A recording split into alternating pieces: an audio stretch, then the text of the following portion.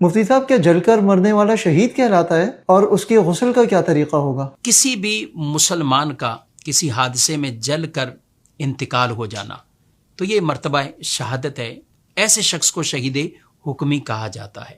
یاد رکھیں کہ اگر اس میت کا جسم کا اکثر حصہ یہ موجود ہو، اسے بھی باقاعدہ کفن کے ساتھ اور غسل کے ساتھ ہی اس کی تدفین ہوگی اور نماز جنازہ بھی ادا کی جائے گی۔ اب اس میں غسل کے لیے بعض اوقات لوگ تشویش میں آتے ہیں اور سوال کرتے ہیں کہ غسل دینا ممکن نہیں ہے۔ اگر تو کسی کا جسم اتنا جلا ہو کہ غسل جیسے نارمل میت کو دیتے ہیں ان کو بھی دے سکتے ہیں، اور ان کے جسم کے گوشت یا دیگر اعضاء ٹکڑے ٹکڑے نہیں ہوتے تو پھر انہیں غسل باقاعدہ ہی دیا جائے گا۔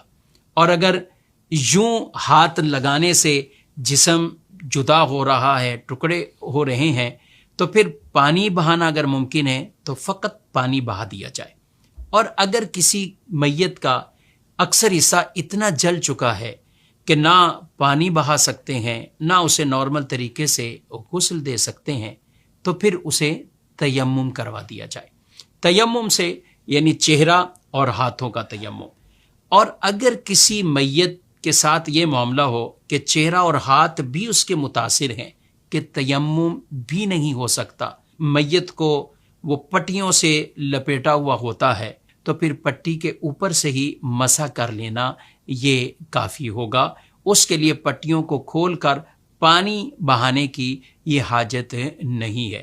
اور اگر بالفرض اوپر سے بھی مسح کرنا دشوار عمل ہو کسی میت کے ساتھ، تو پھر وہاں غسل ساقط ہو جائے گا، یعنی وہاں غسل میت کے وہ احکامات نہیں رہیں گے۔ یہ اللہ پاک کی طرف سے معاف ہے، لیکن یہ یاد رکھے پوری ڈیٹیل کے ساتھ یہ مسئلہ جہاں نہلانا ممکن ہے تو باقاعدہ غسل دیا جائے۔